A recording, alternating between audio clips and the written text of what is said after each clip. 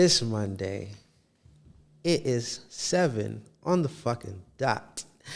And that means it's Making Mogul Hour. It is Sir Vijano Alexander, a.k.a. King Cosmic. And you are now tuned into Making Moguls.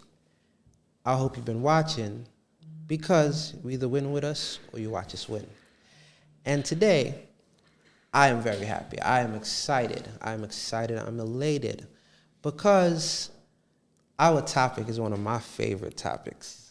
Two of my favorite topics. And we're going to dive into some real mogul moves because the topic is cannabis and real estate. And I'm sitting here with none other than Joe of the 420 Realtors. So clap it up one time. I hope y'all are here. I hope y'all excited. Happy to have you, man. How you feeling today? Good. Any day alive is a good day. It's a good day. I like that. So we're gonna get into this topic, but before we get into this topic, we like to start this show every Monday with our small wins. So we like to think about it as we celebrate all the big wins, we celebrate all the accomplishments, but in the every day to day, we like to help people recognize and celebrate those small things that help them to get to the big wins.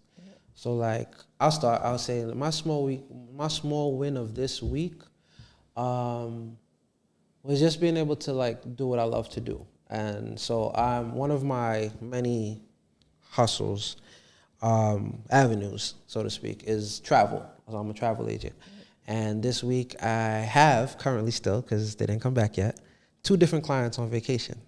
And it was real nice, just like making sure, checking in, whenever things went wrong, I handled it real quick, and they just, really just made sure they had a real good time. Nice. And it just was real nice to know that, like, somebody is enjoying themselves at Disneyland, and somebody is kicking back on the beach, and I'm making sure that they good. That's good. So that was my small win this week.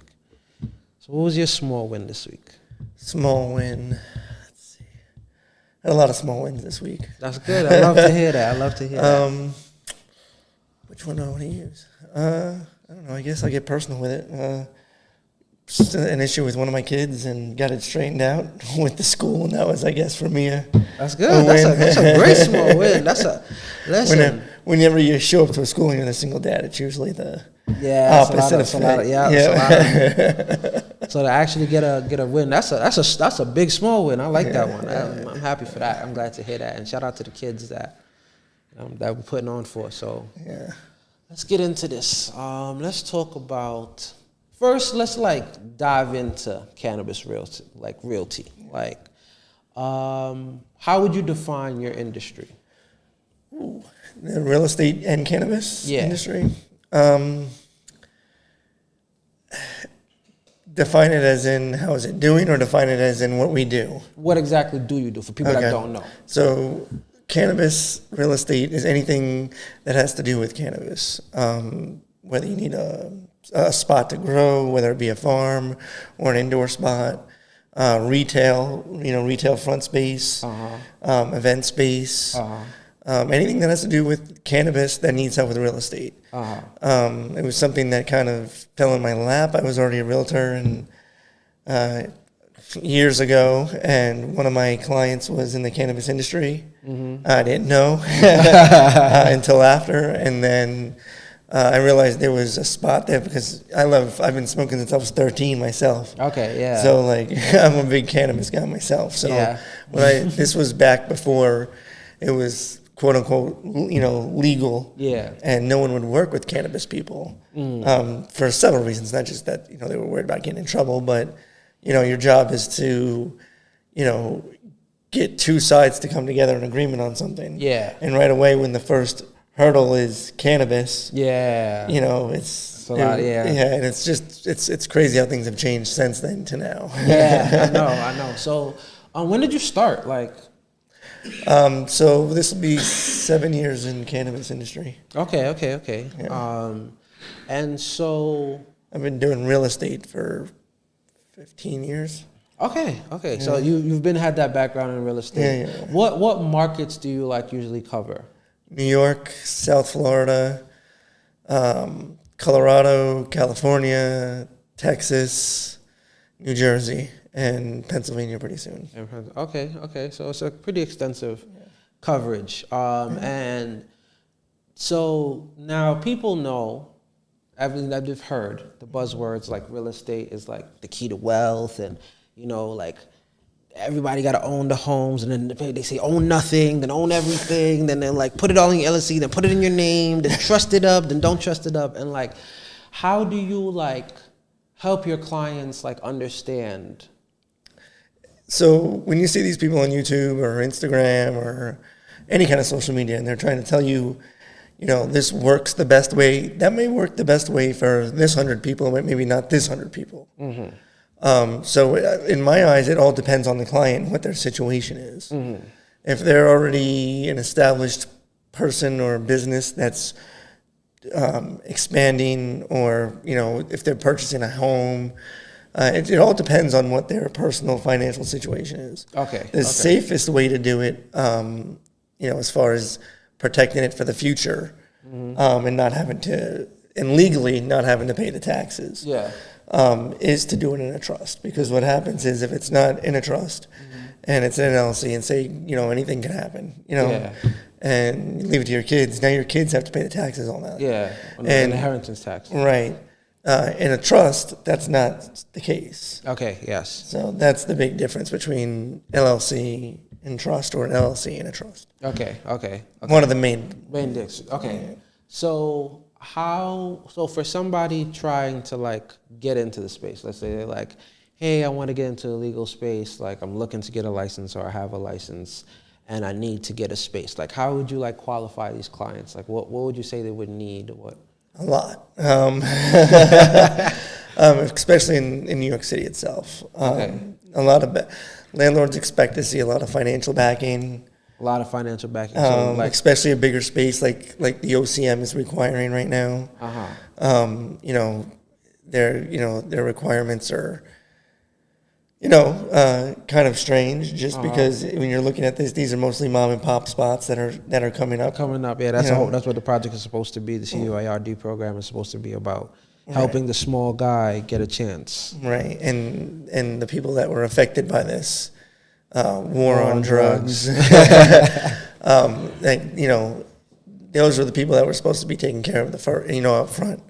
But by setting these some of the regulations that are set, is making it more difficult. Exactly. Especially when you have a whole 1,500, 1,600 illegal shops in New York City right now. It makes it harder for these guys now. To compete, especially having to meet the requirements and then compete in a market where everyone else is just running around not caring about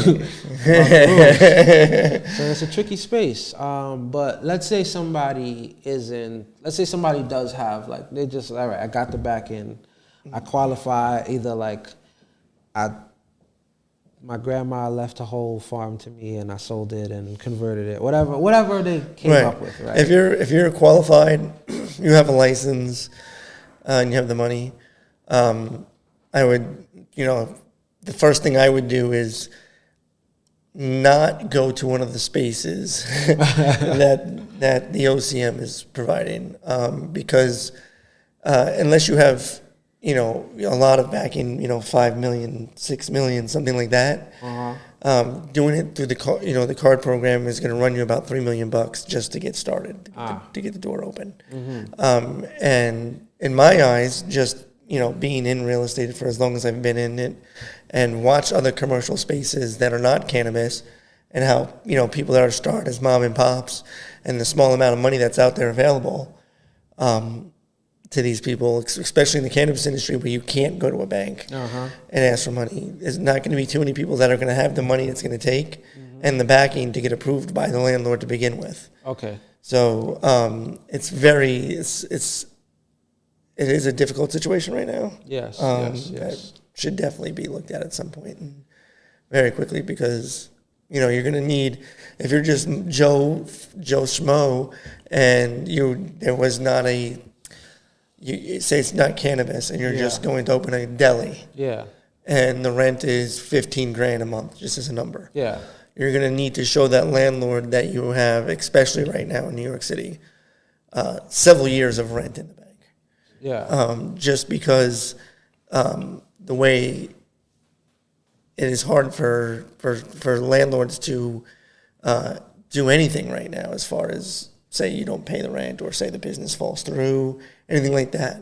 So the landlords are being very tough right now, not just on cannabis, but on business in general. And that's why another reason you see a lot of empty commercial spaces, especially in Manhattan. It's not that there's a lack of businesses.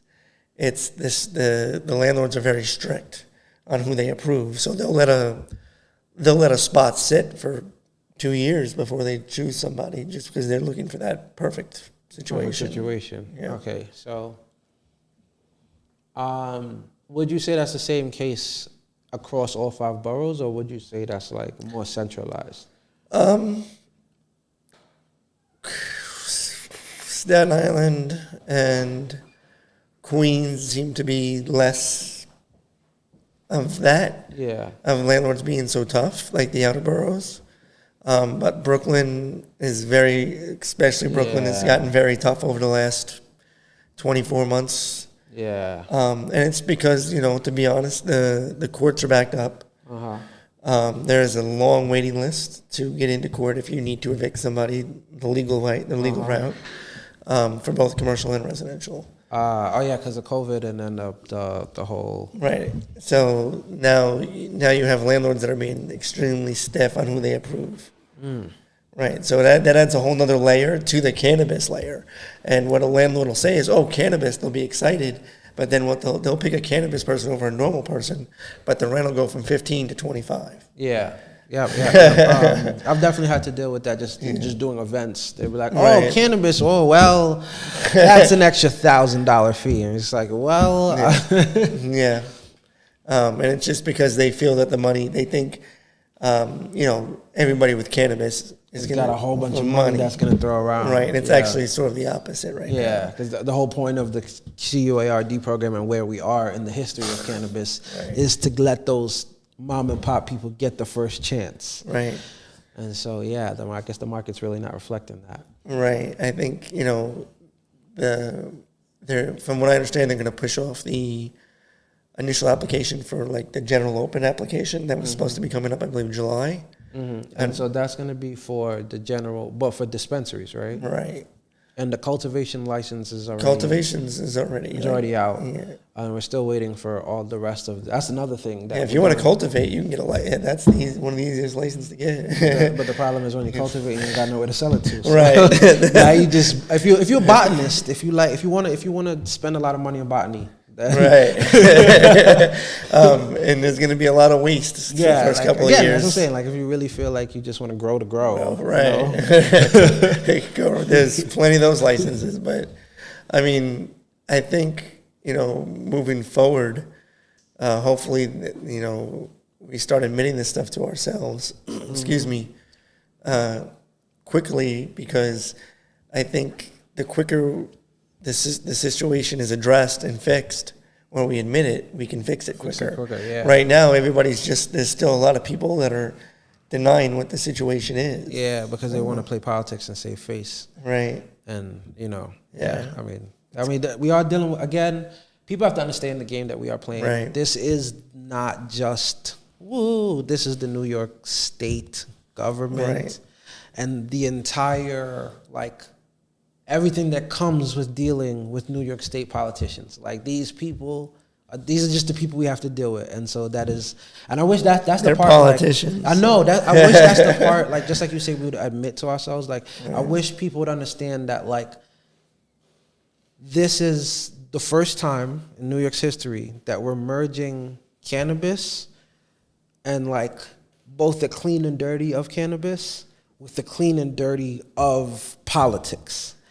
In a very legal way that needs to be addressed I feel, in a very honest way. Right. Because it's New York State. Come on, we're not going to lie here and pretend all the most honest businessmen rose to the top. This is New York State.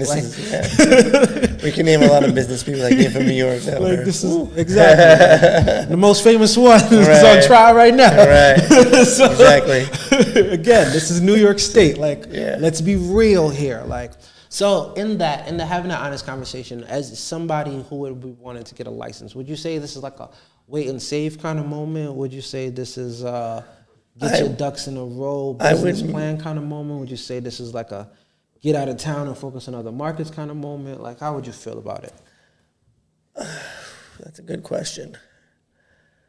I would definitely be making sure that all the T's are crossed, all the I's are dotted, all the homework you can do, because this business is not an easy business. No, everybody thinks it's just selling weed. Selling weed. Yeah, it's not. There's a business behind it and the industry that you're going into. Right. And what people don't forget is you're bringing, different types of business together. Mm-hmm. When I first started dealing with cannabis, I had to educate a lot of my clients. Mm-hmm. Why do you want to open an LLC? You know what I mean? And I can understand why at the time they were nervous about it, but I'm like, it's going to be worse for you if you don't. Yeah. A lot of them were like, no, I want my name on this. I'm like, no, you don't. I think it was not just not trusting people and all that thing. They wanted to say, like, I own this. I own this, yeah. Right. And I'm like, I totally understand that. I get that. But you could own it by signing the papers, not by putting the name on it. Right. And a lot of people don't, especially coming from the cannabis space where it's a lot of, like, hand to foot, like, cash business. Yeah. Like, and it's not a real, there's so when you're doing a cannabis and you're on the street selling, that's a totally different game than coming off the street and doing this shit for real. Because you have customers and clients for. Right, not just that, but when you're on the street, you're just obviously the main thing is keeping yourself alive. Yeah, you know what I mean. And in business, real business is even tougher than the street. Yeah, because these motherfuckers will do it to your face with a smile. You know what I mean? Stiff you right out. Right, and it's not about. It's the same mentality, I think. But the guy in the suit is the guy you need to watch the hardest, to be honest with you. And it's about a profit, and people need to understand that. It's right, and the game is a totally different game. Mm-hmm. So when you have this guy over here that's been in this game for a long time, and now this guy is coming into that game, it's like him trying to come into the street game. Yeah, the guy in the suit. Yeah, he thinks he knows what he's doing because he's so successful over here. Yeah, but he comes over here, he's gonna come up missing in a month. Yeah, you know what I'm saying? Yeah, and it's in a similar type of situation here. You come over here, you know what I mean? It's their world, and right, exactly. So the thing that we have to do is catch everybody up as quickly as possible. Exactly. Because even if you have the OCM that's got your back, and all this. You're in the end of the day, they're not going to be holding your hand. Fucking hand. Like, you know what I mean? They provide the paperwork, they don't sign it for you. Right. And, at the beginning, they're doing all this stuff to look good and to be on the news. Yeah, and optics. But after that's all gone, it's you that got to run the business. Right. And if you want this to be a real, like, generational wealth move, you have to play it that way. You have to, do things differently. And do real business, like open an LLC, pay taxes.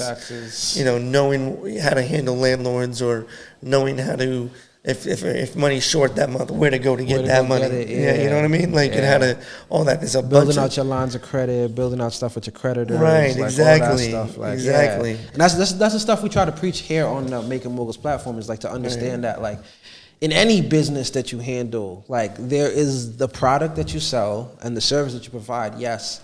But then there's the business of doing business. Right. And that's the hardest part. That's the hardest part. Because most people don't like doing that part. Yeah. And it gets tedious. But that's the part that keeps the business running. Right. Most people that get into their own business are getting into something they like to do. Whether it's making T-shirts or, selling weed. Yeah. There's all that's the fun part, and that's the part that you're doing all the other stuff for. Yeah. The days you have to go in there and deal with the fucking lawyer or the accountant, or this money was missing, or this employee did something, or the landlord, this law changed, breached, or this law changed, or right. This inspector or that inspector, like it's all with the rules and regulations of dealing with the business, and you have to.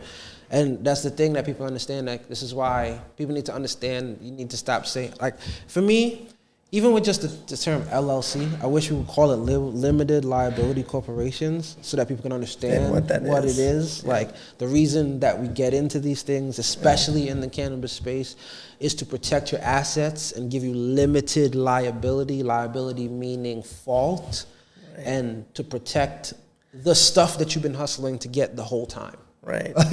Because it is, at the end of the day, it is a business. And at the end of the day, I think the number in the United States right now is, I think, what is it? Only 3 out of 10. I think we're at 30% of businesses make it out of the first year. Yeah. No matter what business that is. Yeah, that's just a stat. Right. And you don't want to, say it doesn't work out, and now you're personally liable for all of this stuff. And now you're, $1 trillion in debt, and the rest of your life is over with. Yeah, and now you just got a fucking bankruptcy. Right, exactly. And now you're playing that whole game. Right. When you could have just opened an LLC and protected you, put a shield in front of you. Yeah. And again, the second part I want to say about LLCs and corporations and things like that, follow your regulations, because you don't just file an LLC and you'll win the game. Right. There are rules and regulations you have to follow. There's and that's why, again, this is why I brought the 420 Realtor, because as somebody in the cannabis game, I could go look for spots, I could go do this, I could do that, but the landlords is not gonna, if they could get over on me and see that I don't know what I need to know, they're gonna pull a fast one. This is New York. That's the whole business. Real. Let's be real here. This is New York, okay? And this is why you go to professionals. This is why you go to people who are accredited and know what they're talking about and have the experience to teach you. Because especially in New York, experience is everything. Experience is everything. You can't come out of school and teach New York. No, that's nah. It just don't work like that. These landlords are here to try to get everything they can possibly get. Because this is the land of opportunity. Right. Your pockets is their opportunity. Exactly. And the only people that really, and you can ask anybody, anybody that's in real estate, or anybody that's, I was born in Brooklyn. Anybody that's from New York, or anybody that knows business in New York will tell you, the only people that win in this city overall is the landlords. Whether it's commercial, residential, they run the city. Yeah. You know what I mean? Just as far as what was it, 3 weeks ago, the mayor was out there, we're going to start finding the landlords that are renting out to cannabis owners, the cannabis businesses, because there was this law that Giuliani put in place way back in the day, his first year in office, that states that if you're leasing to somebody that is causing a nuisance or that's breaking the law in any way, the city can fine you. I think it's up to $20,000 a day or something like that. A day? Yeah. Oh. So, but the funny part is when I first heard that, I started laughing, because I'm like, that's not going to happen, because he won't be mayor next time. And sure enough, they didn't find one. Within 2 weeks, they backed off of that and came up with this whole new thing where they're going to try to fine the actual, they upped the fine for the cannabis. But it's still not enough. It's not going to be enough that's going to make someone stop doing what they're doing. If someone that's also another thing that's always just funny to me in just politics in general. A fine only does things to people who can't pay it. Right. This is New York State. If people come in here with money to make money from around the world. Again, let's be real. Right. This is New York. This is the land of the dream for the world. If people knew how many people that have reached out to me from different countries, every state in the United States has reached out. Someone has, at least one person from each state, about how do I get into New York? What's the deal in New York? And it's there's been a flood that people don't even realize yet of people that have come here just to deal with cannabis.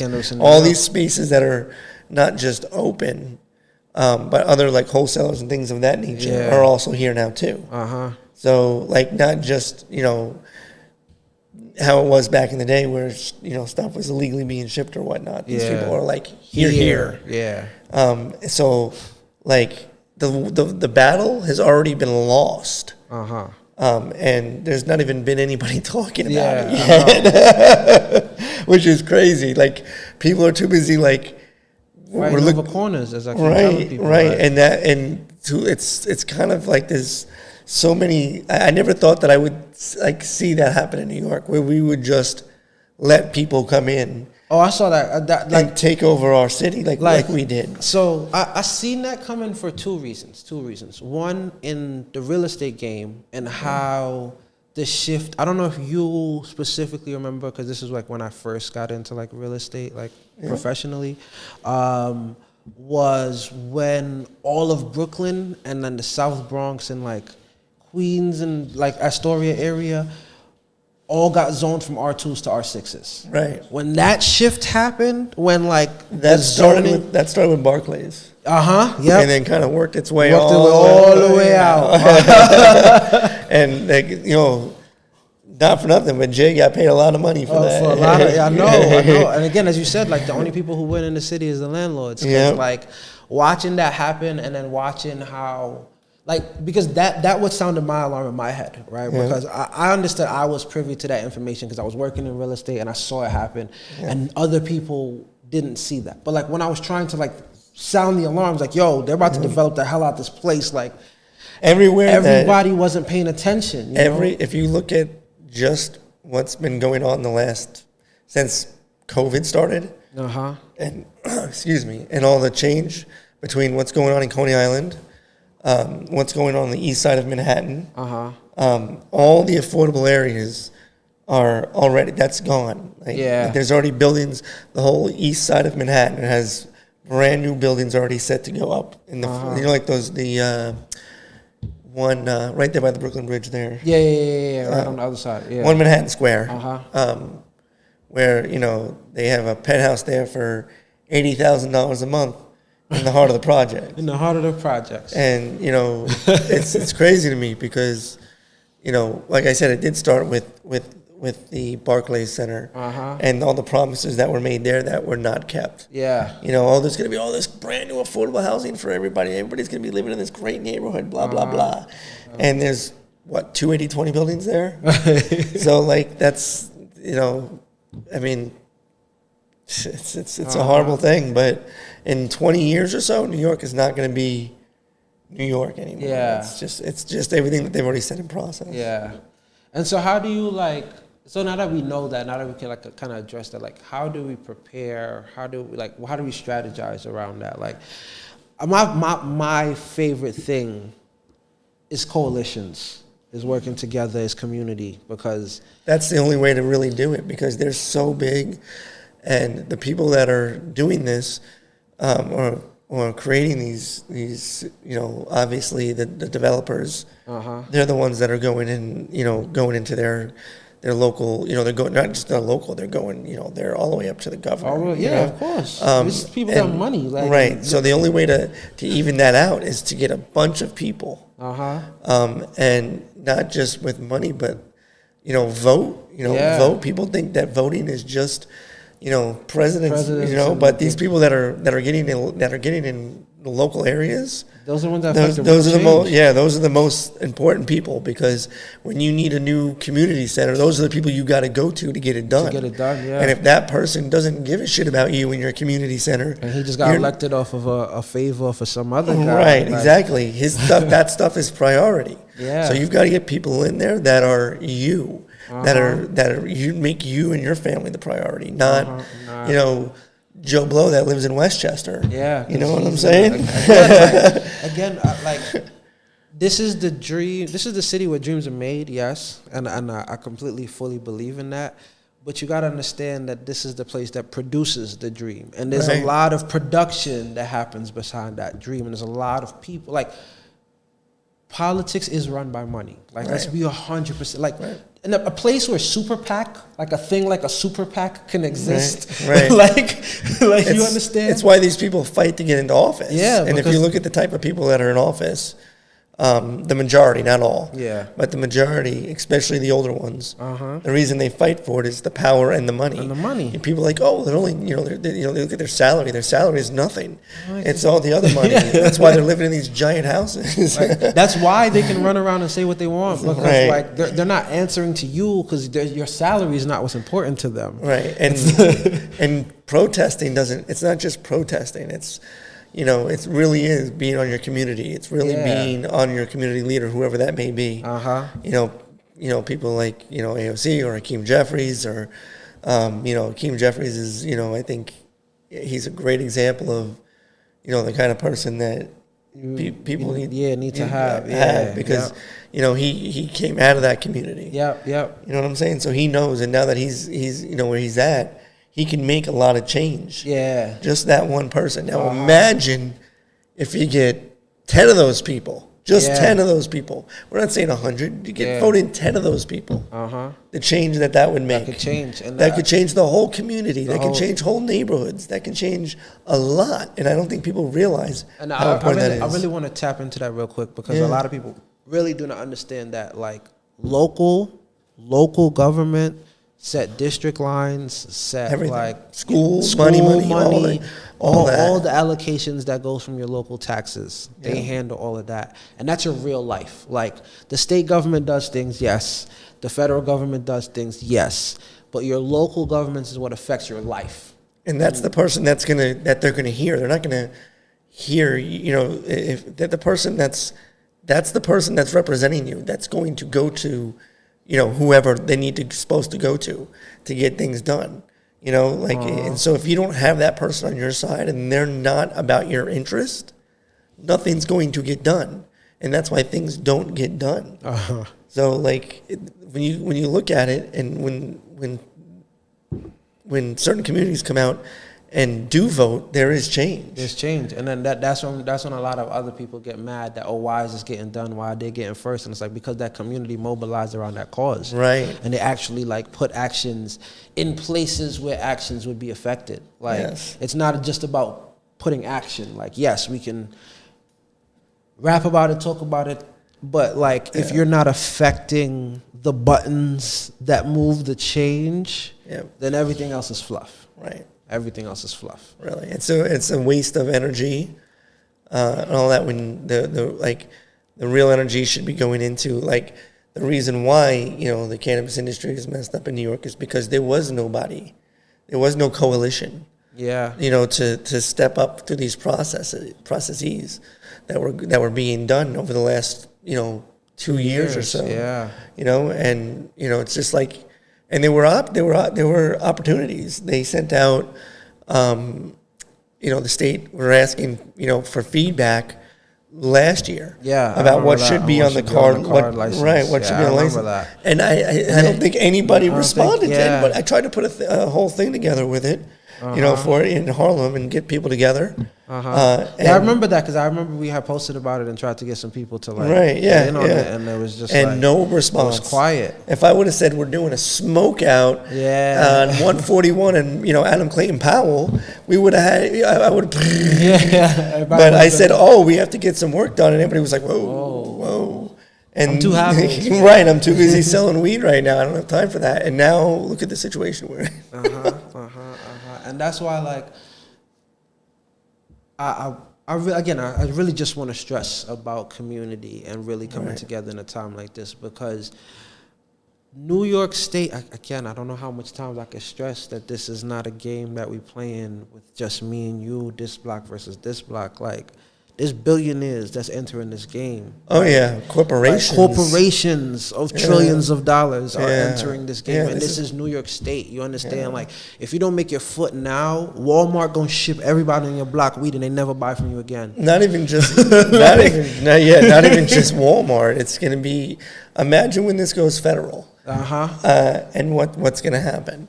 What's going to happen is, what's been happening? No, Jeff Bezos. Yeah, I was gonna say Amazon will be shipping. He spent $700 million of his own money last year in DC. Trying to get the feds to clear it, so that he can have direct. So, if you're not doing something now and you're not trying to build something now, if you wait another year or two, it's over. It's too late. So, you gotta, it's not that it's too late for the whole system, but again, it also goes back to, who do we have representing us to defend us against Jeff Bezos? Yeah. To say, okay, we're not going to allow that in New York State. Yeah. Like no delivery from Amazon weed in New York State because, you know what I mean? Like who do we have that's doing that? Yeah. You know what I mean? Who's going to look out for us? And that, you know, it's all one conversation and it's all one thing. Mm-hmm. So it's very important that people understand what's going on in the whole aspect of the entirety. What's really playing in the playing field you're playing in. Right, exactly. And how you could actually, because again, like you can play the game, but we have a chance in history. And this is like my favorite thing. Like for all the shit that we got to deal with for being alive in 2023. Yeah. All the fucking shit. It's a lot of shit we got to deal with just for existing in 2023. I am so happy to be alive in the time of watching legalization take place in my lifetime as an adult. Like, you know, like it's an amazing once in a lifetime thing to see, to have some kind of foot or say or... And to have it be squandered would be terrible. Right. That would be, and that's my main concern right now, that, you know, that is happening. And I feel like no one is paying enough attention. And I don't think there's enough of urgency right now within the cannabis community to be like, yo, I just don't understand why there's no urgency. I think everybody's just focused on getting on the money, and but that's the thing that I wish they would understand the politics of the game, because that benefits the billionaires when you're focused on the little money. Right, that's what I was just going. It benefits them because right now they're happy that the card stroke program is not working. Yeah, because when they're like, oh well, it's gonna make their life easier. Exactly. When you're not in play, when you're playing on the gray market, because again. Jeff Bezos, by getting to the top, he literally takes losses, whole losses, billions of dollars worth of losses to gain market value, market size.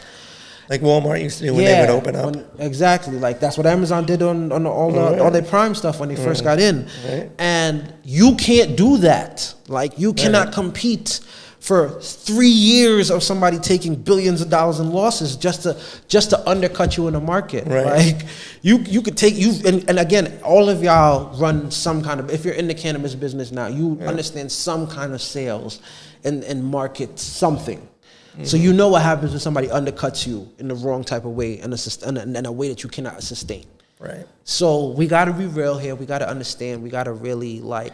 What I would compare it to is what we need to do as New York as a whole is to lock it down like it's like the city is our and the state is our block. And how you would protect your block, not by being violent, by using this in a different way. Like I was saying earlier, we were discussing earlier about going into their game. Yes. Going into their game and taking their game. Don't let them take our game from us, because that's what's happening. And we need to be like at all costs fighting that. Yes. Because there all of this generational wealth ideas and all these dreams that people have of getting their life that was taken from them back will not exist if we don't take it. Yeah, if we don't take this moment seriously. Right, and you know it's a very serious time right now. It really is. And again, I understand that it's a hard thing to understand when you're coming from a fast money game into the investment and legacy game. Right. I get it. It's different seeing the cash flow in versus the points on the board. I get it. I get it. We got bills to pay. We got lifestyles to uphold. But again, if you don't want your hole to dry up, and it will at some point. It will at some point.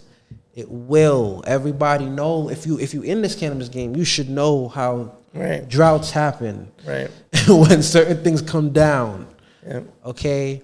And we're not just talking about legally. We're not just talking about dodging the feds and all of that stuff. We're talking about actual, like, being able to compete in a market. Yeah.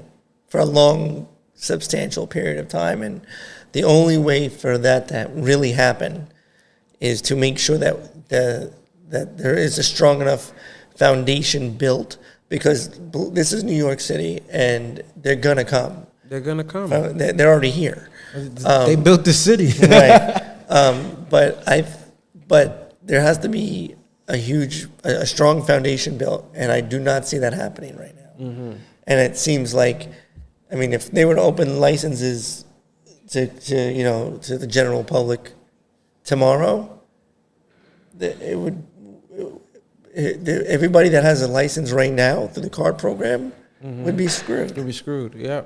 So make their license worthless. Right. It's worth less than the paper that it's worth. Yeah. So, and it's right around the corner. So there needs to be some more outrage in my opinion. Like, people need to get on the phone, people need to get on social media, people need to go to the mayor's office, do whatever it takes to get these people's attention within legal manner, and let them know that that you're seeing what's happening. And I don't think people are seeing that yet. I think by the time people are going to see it, it's going to be too late. They're going to be too late, yeah. So hopefully we get the word out there. Hopefully people start understanding, and it's about doing it the legal right way so that they cannot come around and circumvent anything.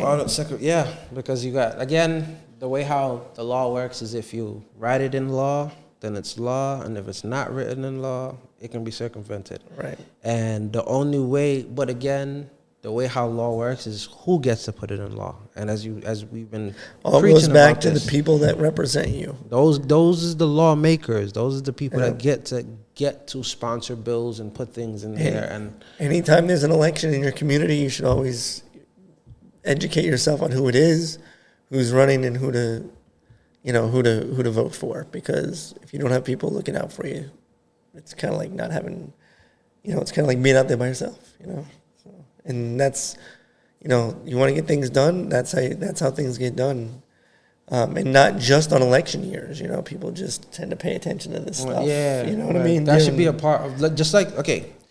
Here's what I would say: if I was to raise a society of aware individuals, right? You would pay attention to your health, right? You would pay attention to your income, both your work or whatever it is, your finances in that way, but you're also like your investments and your opportunities. You'll pay attention to your professionals, your lawyer, your accountant. Those are people you'll be listening to and having communication to. And your local politicians, because they fit completely. Just like you're supposed to check your credit score every day, check your bank account every day. You should check the weather every day. You should check up on what's happening in your community. Right. And I know it can be stressful because it's always negative news or, things like that. And some, you don't know who to believe and what whatever. Mm-hmm. But it's pretty easy when it's down to just your community, and the one or two, maybe three people that are going for that, that are actually trying to be part of the, trying to be elected. It's pretty easy to, just Google that person's name and get it. And or you can ask, you about this person, blah, blah, blah. Yeah. You know what I mean? And, again, I think, like, you go back to someone like Hakeem Jeffries and, how he came from the community, and now he's got a big impact that he's going to be able to help on his community. Yeah. And imagine having more of those people, how much better things would be and how much easier things would be to get done. It would be a lot easier. A lot easier. But unfortunately, we live in a time where a lot of people, especially, and I realized that too, which is really sad to see. Like, it was really sad to see in that COVID and the money that came out of COVID created a lot of complacency. Yep. What I think was sad to me was there was a lot of people that there was a lot of money that could have been used in a more positive manner. And you look at, for instance, there's this girl that I like to use as an example during the COVID situation. It was somewhere in Jersey, and she was working at Domino's. And everybody had quit, and she was working this Domino's for like 4 days by herself. So she just was telling all the customers they had to come pick up, but she was taking the orders, making everything. By herself, because everybody quit because they were getting all this money and whatever, and everybody was hustling and whatnot. Now those people don't have money anymore. Domino's gave her her own store because they found out she was running that store by herself, her own franchise. Yeah. She's got 4 franchises now. Wow. And she was just working at Domino's before before that. And all she did was just busted her up and did her job, right.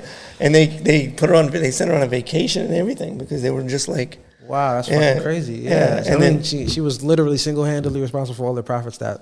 Right. And, then you had people that were looking at the short-term money again. Yeah, that's what I'm saying. And, when and the sad part is some people use that money for good, but a lot didn't. A lot, you walk by and look at the Dior store. Yeah. Lying down the block. Down the block, yeah. You know what I'm saying? And we go give them the money back as quickly as they gave it to me. Let me go give it back. Let me give it back. Like. Right. And so it's like... Now I wear it on the shirt. That isn't worth the label I paid on, Right. Like, so that's not how you create the generational wealth. Right. I mean, yeah. Shaq said, I remember I was in high school when he said this.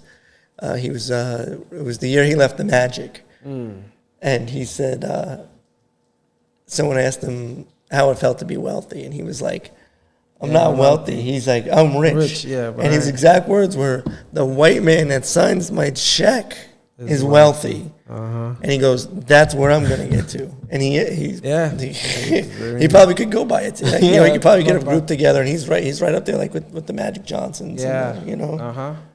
So. Shaq's story I've been following for a while. One, because my YouTube algorithm keeps showing me like interviews with him and stuff. But, like, I've been following his stuff and like really how he's like, for a long time, just been like, because I remember he said like he went broke in his first year just because he just spent all this money. He didn't understand how money worked, so he bought his mom a house, he bought this accountants. Like, you blew through like mad millions this year, bro. What's up? Like, what did you think this? And so like, but he's a very he learned. That's why after that he was like, that first year has always got to be tough. That first year when you first get that check, man, that's got to be like. You gotta be like.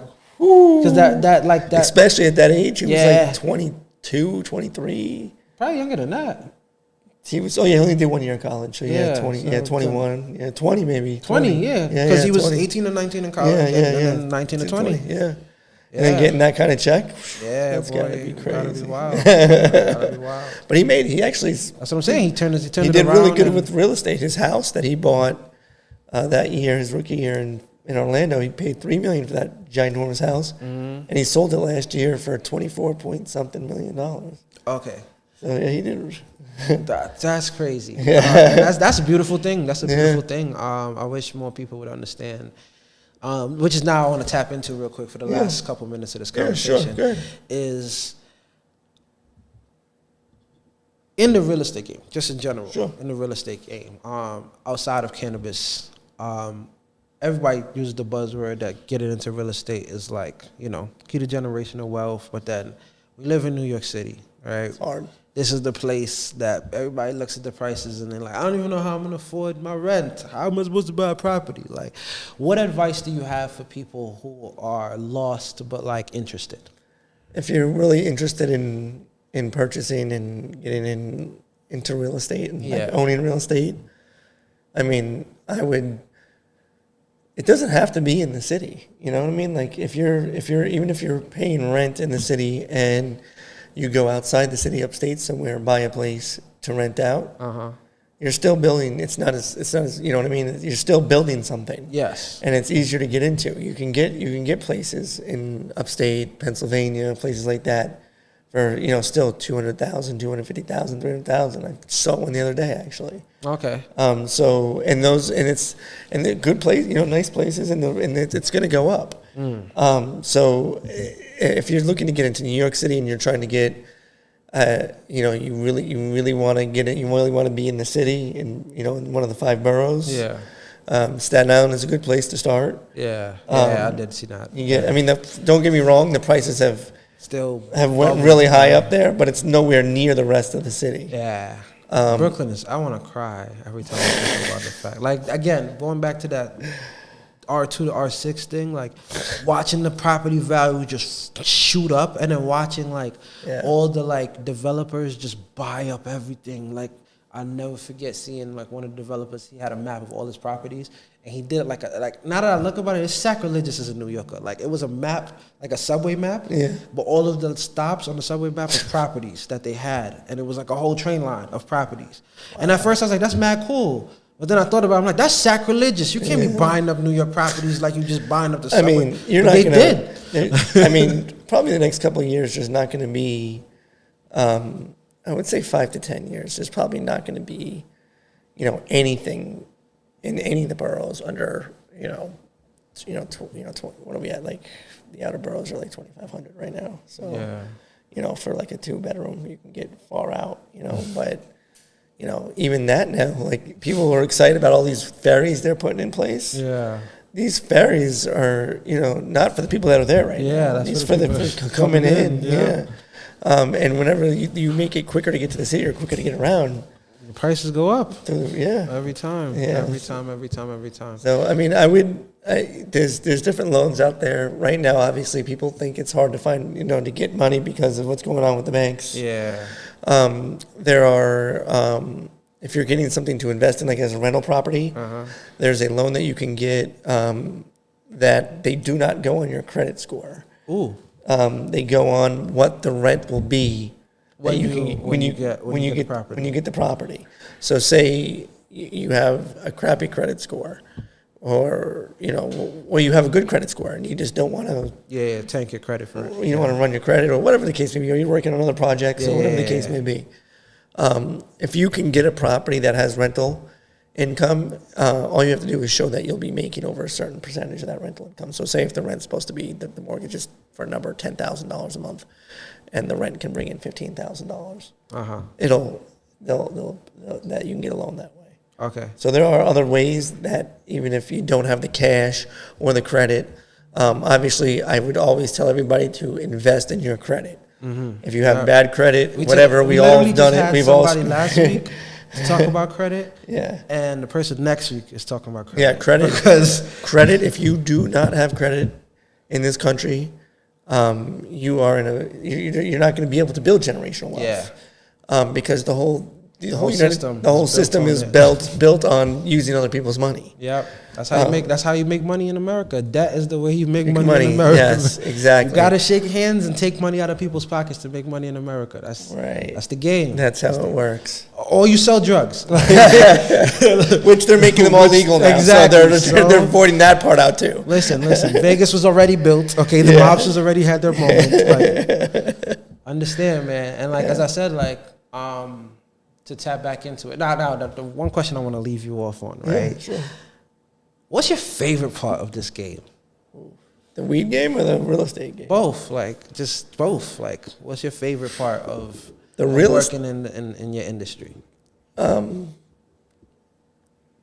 reason I think I'm the kind of person, I'm very competitive. I grew up playing sports. Mm-hmm. What's your favorite? My favorite sport? It was football growing up. I was more naturally talented at football than I played baseball, basketball, football, track, everything. Mm-hmm. And I think I was just I was more natural at. Yeah. But basketball, I think is still. That's that's how I feel. But my favorite part about it, I think, is especially why I started in cannabis with cannabis real estate, was it was a challenge. Yeah. You know what I mean? It was it was helping. Also, I like to help, and it was helping people that no one wanted to help. Yeah. You know what I mean? Uh-huh. And not just, I'm not just talking about black, white, Spanish thing. I'm talking about just as soon as someone would hear the fucking word cannabis. They automatically think it's a gangbanger or someone coming in. You know what I mean?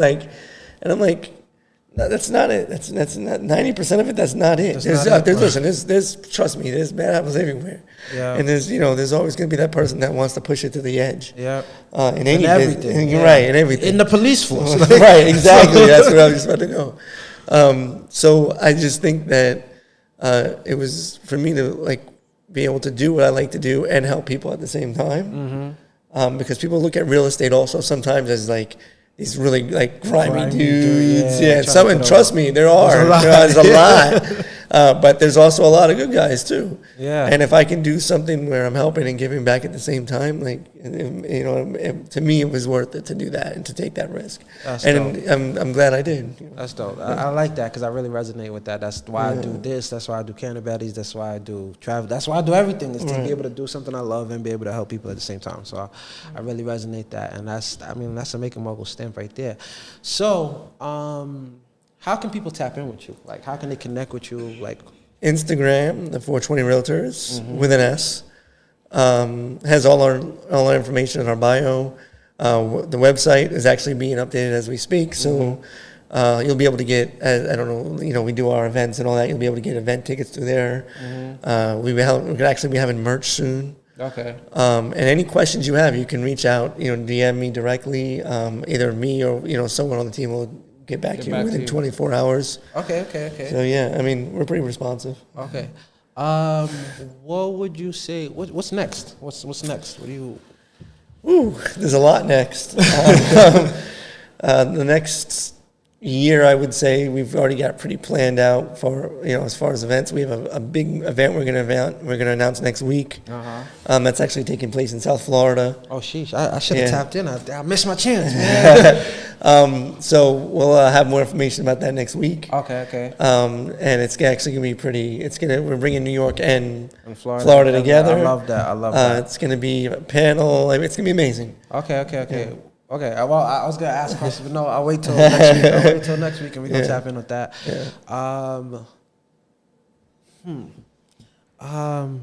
Oh, this is just a personal question. Not a personal question, but a question I do want to ask for real estate. But I do want to ask it in front of the audience. How do you feel about real estate investment trusts? Trusts. Again, I think it depends on the person's situation. You know, are you looking to invest in something that's for yourself? Is this a family thing? Is this like as an investment opportunity? I guess it would depend on what it consists of, because an investment trust can mean a lot of things. Okay, I meant more like as the vehicle, as like to use that to purchase. Yeah. It's the safest. It's one of the safest ways. I won't say it's the safest, but it's one of the safest ways to get it to if you're going to purchase any real estate, you know, especially in New York because it's so expensive. Yeah. But to protect, you know, against, say, instance, if you pass away, like we were speaking earlier, and you have an apartment or a house, and you leave that, and it was in an LLC, and you did all the right things while you were alive, and then you passed away, and you leave this to your kids, or anybody, for instance. Most of those people end up selling that property and not keeping it. Because they can't afford the taxes, especially in New York State. Yeah. This is a way to guard from that. Yes. So the trust is already in their name. Everything's already in their name. There's nothing to leave over as an inheritance. So there's not an inheritance tax. I'm not an accountant. Yes, but please talk to your accountant. We're gonna have an accountant. Yes, talk to them about that. But definitely talk to your accountant. But I would say that in my eyes, that's how I handle all my real estate. Just because I have 3 kids. Yes. And I'm a single dad, so that's definitely what they already take enough. So. Okay, that's what's up. Yeah. That's really okay. I definitely understand where you're coming from with that. Yeah. And so, last question. If there was somebody young and hungry, and they're like, "Oh my gosh, I've been thinking about real estate for a while. Oh my gosh, I love the cannabis industry." What would you say would be their first step that they should take to like get into the industry that you're in? To get into real estate, first thing, take the test. It's not as in New York. It's one of the easiest states to get a license. The test is, I think it was 77 questions, multiple choice. I would do that. Do all your homework on the broker that you want to choose that's going to endorse you, because that's the second step, is getting endorsed. Like if you want to be a real estate agent, not just invest. Yeah. So you'll have to get a broker that endorses you. Pick someone that works for your personnel. Don't just go because it's Ryan Cernhans or Corcoran or that may not work for you. I would say find one that will have a good mentor. When I got into the business, I was very lucky that I had a mentor that really, really, really walked me through everything. He was very good at his job. And I was lucky enough to fall into that situation to where this guy was willing to, like, we had a good vibe. And he was willing to show me everything. And so, like, I picked up a lot. And I would say mentor. Don't try to figure it out. You can figure it out by yourself, but it's 80% of brokers don't make it through the first year. Agents don't make it through the first year. So also know that it's a dog-eat-dog world. I would say have a couple of bucks if you can saved up, because it's not like a part-time thing. Everybody's like, oh, I can start part-time, and you really kind of have to go in, jump in full. Yeah, because of how the market moves, it's a very fast market. Like I like to tap into that real quick. Is because people move every day, and you gotta like. And you have to know it's not just about that. It's about knowing the whatever market you're going to be in. Yeah, you know what I mean. Yeah, because that's what I'm saying. Things change every day. Like. Right. It's in knowing the like say how what's going on in the neighborhood. For instance. Just that alone.